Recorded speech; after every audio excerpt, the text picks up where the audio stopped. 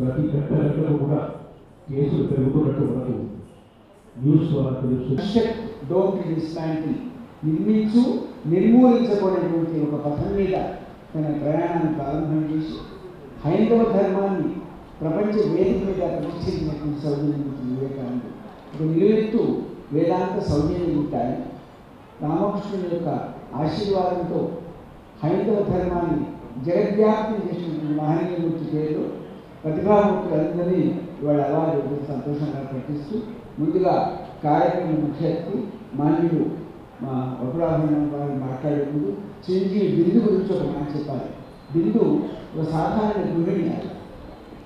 వాళ్ళ వారు real estate వ్యాపారం చేస్తూ మొదటి నుంచి కూడా కళల పట్ల సంస్కృతి యొక్క అభిమానం ఉన్నది వ్యక్తి చిరంజీవి బిందు. వాళ్ళ అమ్మాయిని డాన్స్ పెర్ఫార్మెన్స్ చేసి చాలా సవాళ్ళని నవాలించారు. అదంతా చూసి ఆకలింపు చేసుకొని ఇవాళ ఒక అగ్రగామి సంస్థలు ఏ రకంగా చేయగలుగుతారో ఆ రకంగా చేసే రీతిలో ఉన్నటువంటి బిల్లు కూడా వ్యవసాయ తప్పక ద్వారా ఆనందించారు. ఎందుకంటే 1981 నుంచి నేను సంస్థ రంగంలో ఉన్నాను. గౌరవ పెద్దలు వకులాభరణం చేసి ఆనాడు నారాయణరెడ్డి నాగేశ్వరరావు గారి సమకాలీన వ్యవస్థలో నా ప్రస్థానం మొదలైంది. నేను అత్యక్తి కాదు, కానీ తక్కువ సమయంలో ఒక సిస్టమేటిక్ మెథాడికల్గా చేసే సంస్థ కీర్తి ఆర్ట్స్.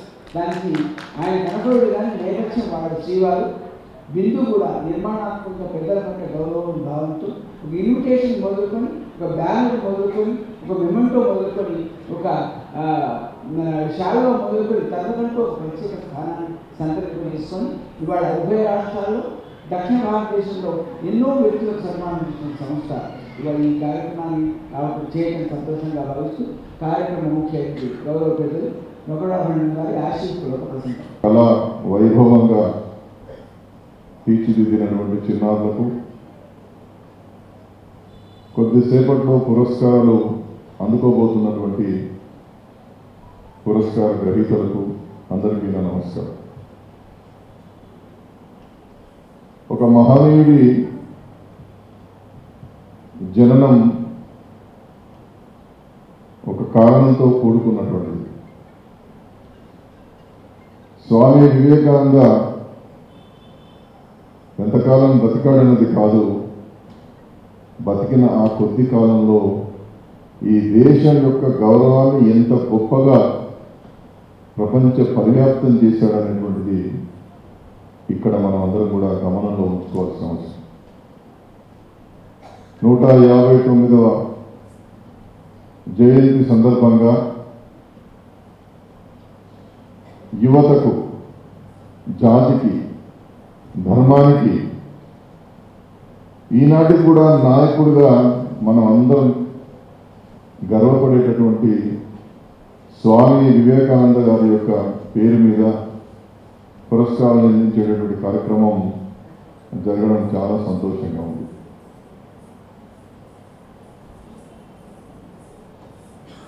స్వామి చాలా ప్రాక్టికల్ మనిషి. ఆయన వేదాల్లో ఏం చెప్పబడ్డదో, ధర్మంలో ఏం చెప్పబడ్డదో అన్నింటికి మించి ప్రాక్టికల్గా ఏం చేయాలి, ఈ సమాజంలో ఏ విధంగా మార్పు తీసుకురావాలి, ఈ సమాజంలో సనాతన ధర్మం, సమభావన, సమానత్వం ఏ విధంగా దేదీప్యమానంగా విరాజిల్లాలనేటువంటి దృక్పథంతో మన యొక్క ధార్మిక శక్తిని అందరికీ అందించే ప్రయత్నం చేశారు.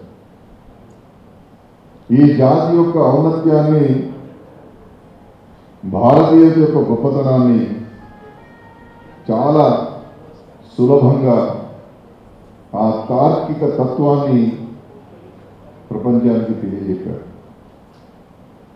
భారతదేశం అంటే కులము, మతము, మూఢాచారాలు అనేటువంటి అపవాదు నుండి భారతీయతలో ఒక సనాతన ధర్మం ఉన్నది, భారతీయతలో ఒక మహోత్కృష్టమైనటువంటి మానవతావాదం ఉన్నదని చెప్పి ప్రపంచానికి తెలియజేసే ప్రయత్నం స్వామి వివేకానంద గారు చేశారు. ఆఖరికి వచ్చినటువంటి అతిథిని ముందు వారికి మీరు కాళ్ళు చేతులు కట్టుకొని రండి, భోజనం చేద్దాం, తర్వాత మాట్లాడుకుందామని చెప్పేటటువంటి ఒక గొప్ప ఉదాత్తత ఉన్నటువంటి మనిషి. దీని అర్థం ఏంటంటే వాడు 12 గంటలకు వచ్చాడా, 1 గంటకు వచ్చాడా, 2 గంటలకు వచ్చాడా చూడం మనం. ఇంకా వచ్చాడా దొరికాడని మనదే చెప్తూ కూర్చుంటాం. ఎందుకంటే మనం భోజనం చేసి కూర్చున్నాం కాబట్టి వచ్చిన వారి గురించి పట్టించుకునేది లేదు. మన వేదాంతం అంతా చెప్తూ పోతా ఉంటాం. అది కాదు, వచ్చినటువంటి అతిథి, వచ్చినటువంటి వ్యక్తి ఏ స్థితిలో ఉన్నాడో గమనించి అది భోజనం చేసే ఈ కార్యక్రమాన్ని ఏర్పాటు చేసి పురస్కారాలు ఇవ్వడం చాలా గొప్పగా ఉంది. పురస్కారాలు పొందుతున్నటువంటి వాళ్ళు మాత్రం మీరు తీసుకెళ్ళి దాన్ని షోకేస్లో పెడితే మాత్రం సరిపోదని చెప్పి నేను మనం చేస్తా ఉన్నాను. ఇవాటి నుండి మీ శక్తి బాగా పెరిగిపోయిందని చెప్పి మీరు తప్పనిసరిగా గమనంలో ఉంచుకోవాలి. స్వామివారి పేరు మీద వచ్చేటటువంటి పురస్కారం వరిస్తున్నారా, ఏ సంస్థ ఇస్తున్నారా పక్కన పెట్టండి. స్వామి వివేకానందుడైనటువంటి వాడు ఎంత గొప్పదనం కలిగినటువంటి వాడు మనందరం కూడా గమనంలో పెట్టుకొని ఆ విధంగా సహజంగా మనుషుల్లో అనేకమైనటువంటి లోపాలు ఉంటాయి. అలాంటి లోపాలు అందరిలో ఉంటాయి. వాటిని మార్చుకొని సంస్కరించుకొని ఒక పురస్కారంతో మనకు వచ్చినటువంటి శక్తిని మరింత సమాజ ప్రగతి కోసం ఉపయోగించుకునే విధంగా మనం ముందుకు సాగాలని చెప్పి నేను మీ అందరికీ కూడా మనవి చేస్తూ మీ జీవితాల్లో దినదిన ప్రవర్ధమానంగా గొప్పగా ఎదగాలని, ఆ ఎదుగుదలతో పాటు ఈ సమాజంలో కూడా మీరు ప్రగతి కారకులుగా జీవించాలని చెప్పి నేను మనవి చేస్తూ సెలవు తీసుకుంటున్నాను. జై హింద్, జై భారత్, జై తెలంగాణ.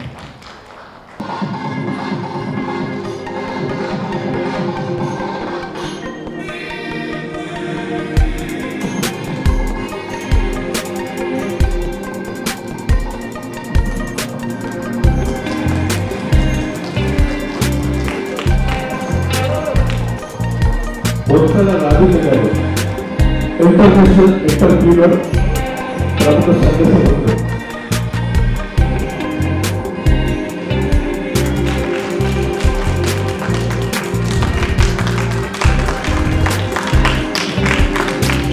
బొత్సల సురేష్ గారు, ప్రముఖ కూచిపూడి నృత్య కళాకారులు.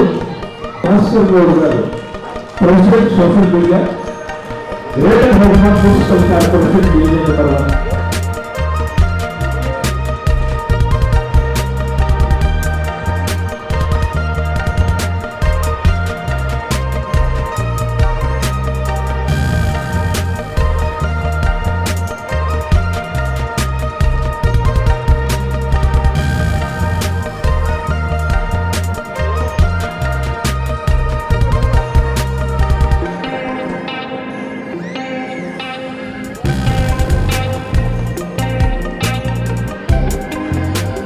ఇప్పుడు పద్మనాభ కూచిపూడి కళాక్షేత్ర కళాకారులకు వేదికపై అవతరిస్తున్నారు. పురస్కారం చేయించడానికి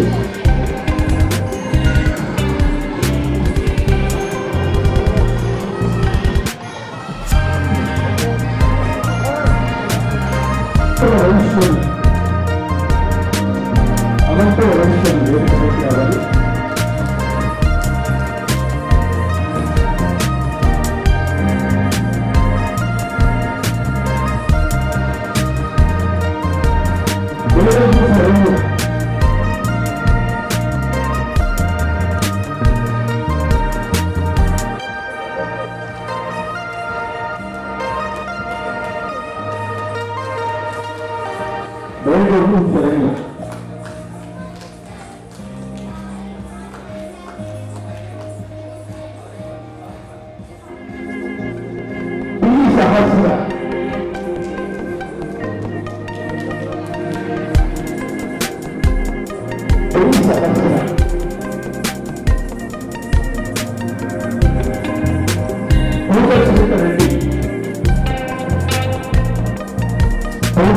రెడ్డి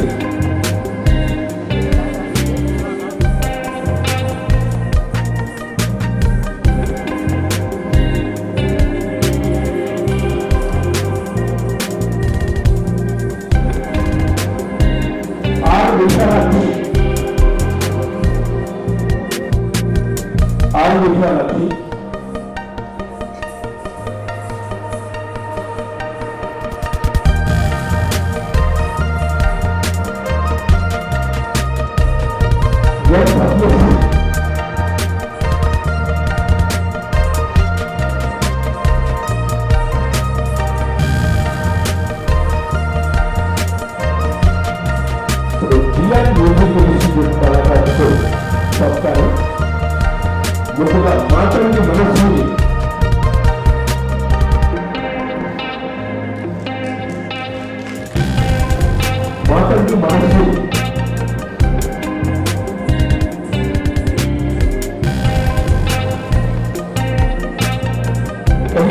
सीताराम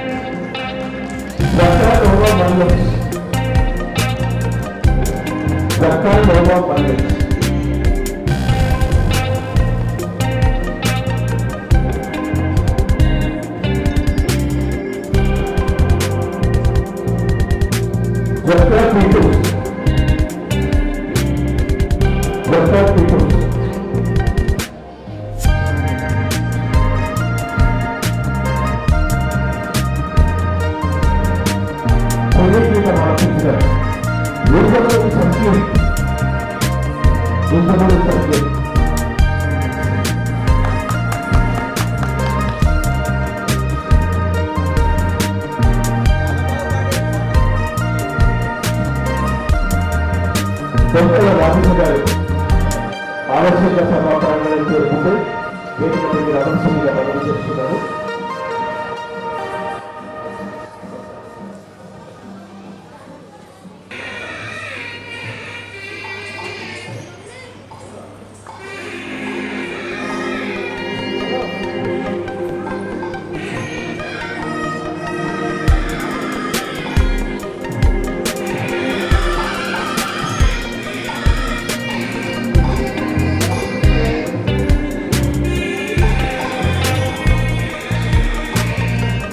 ఇప్పుడు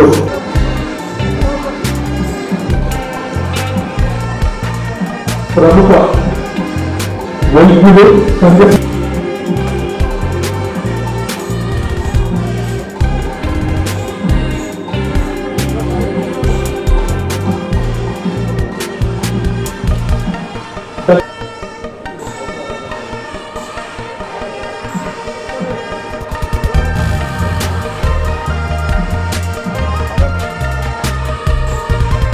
ఇప్పుడు మిగతా అతిథి వర్యులందరూ కలిసి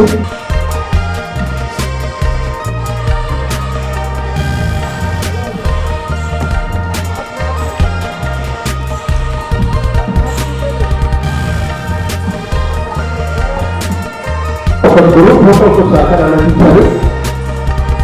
స్వామి వివేకానంద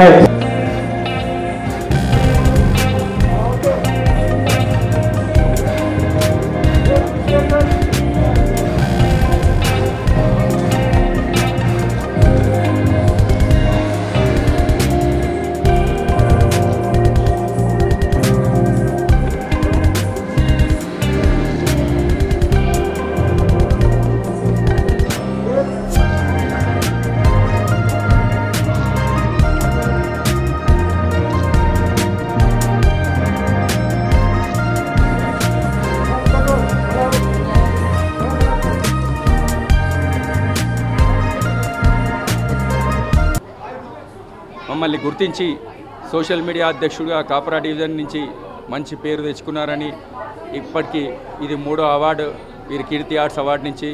వీరి కీర్తి ఆర్ట్స్ అకాడమీ అంచెలంచెలుగా ఎదుగుతూ బిందులిమ్మ గారు మంచి ధార్మిక కార్యక్రమాలు చేస్తున్నారు. వారికి వారి టీం అందరికీ కూడా ధన్యవాదాలు తెలియజేసుకుంటున్నాము. ఈ Bairi Bhaskar Goud, Kapra division social media president. నా పేరు వచ్చి రమేష్ అండి.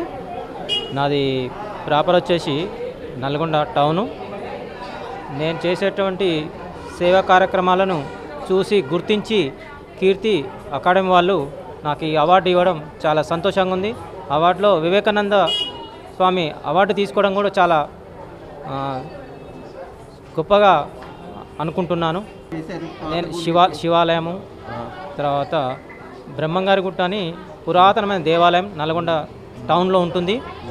అలాంటి దేవాలయాన్ని ఇవాళ ఒక ఈవో టెంపుల్గా తీర్చిదిద్దాను. నాకు అట్లా అవకాశం రావడం కూడా చాలా సంతోషంగా ఉంది.